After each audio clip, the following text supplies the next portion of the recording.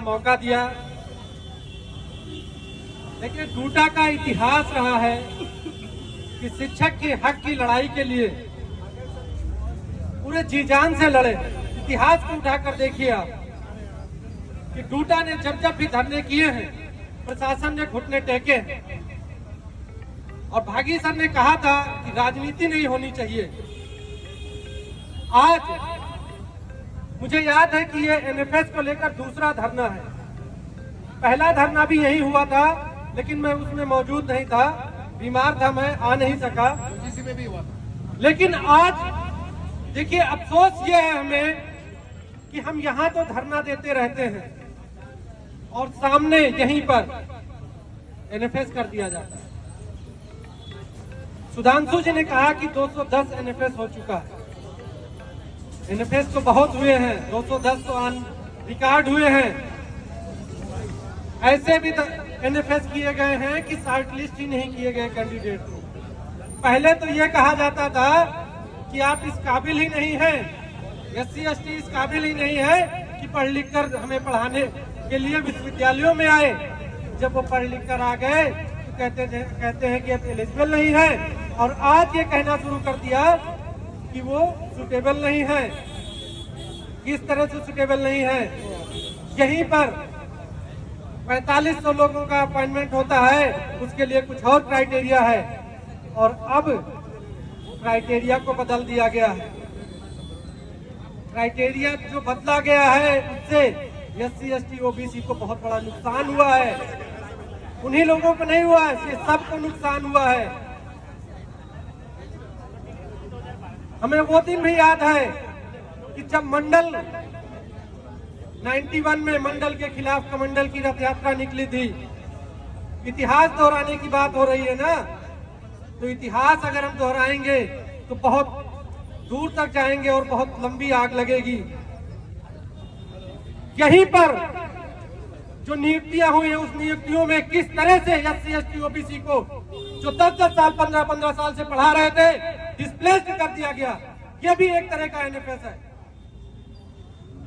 मैं नाम नहीं लेना चाहूंगा किसी भी डिस्प्लेस्ड साथी का, लेकिन जब उन्हें लगा कि ये दलित, ये पिछड़ा संविधान की बात कर रहा है, उसे विश्वविद्यालय, उसे कॉलेज से हटा के बाहर कर दो, वो आवाज उठाने लायक न रह जाए। लेकिन अफसोस यहाँ पर भी है कि सोशल मीडिया के माध्यम से वो साथी आज भी आवाज उठा रहा है, संविधान की बात कर रहा है। भले ही आप अंबेडकर के नाम पर कुछ भी कहो कि अंबेडकर अंबेडकर अंबेडकर, ये मंच वो नहीं है कि यहाँ से उन सब बातों को मैं दोहराऊं। लेकिन ये SC ST OBC पढ़ लिख कर जागरूक हो चुका है।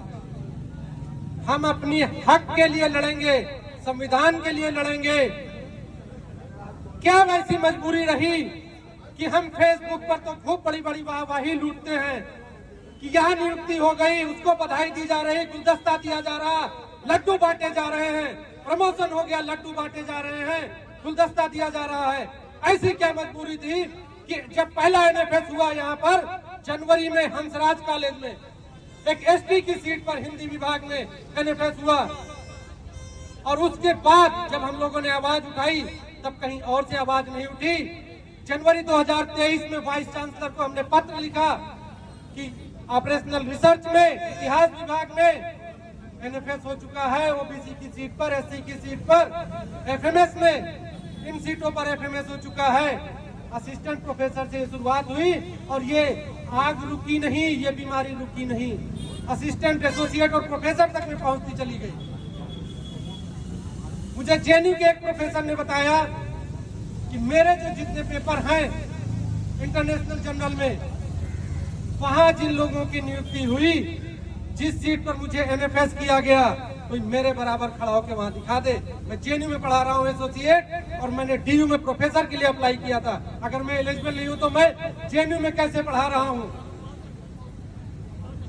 तो इससे तो साफ पता चलता है कि साजिश क्या है, किस साजिश के तहत उन लोगों को रोका जा रहा है।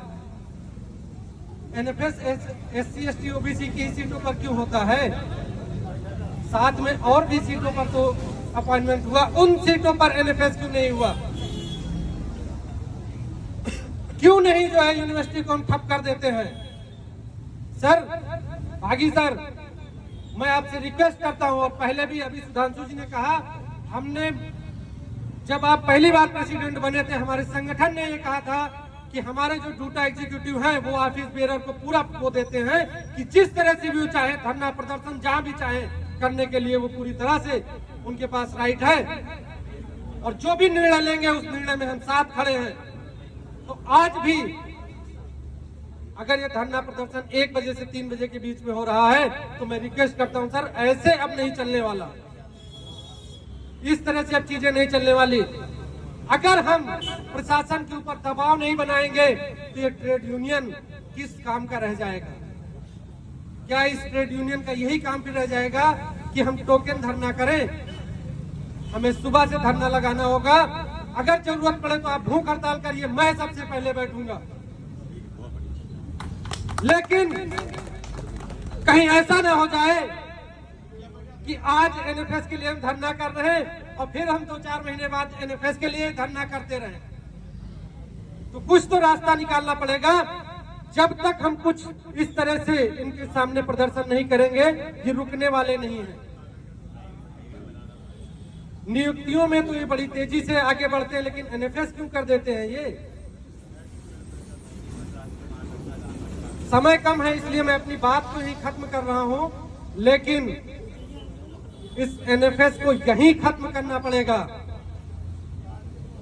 अगर जरूरत पड़े तो आने वाले 10 दिन, 15 दिन, 20 दिन में ही आप विश्वविद्यालय को ठप करिए कि जब तक जो 210 सीटों पर अपॉइंटमेंट नहीं हो जाता, उनके हक को नहीं फिर से वापस कर दिया जाता, तब तक विश्वविद्यालय को चलने नहीं दिया जाए। और आगे जो भी नियुक्तियां हो उसमें एनएफएस बिल्कुल भी नहीं होना चाहिए।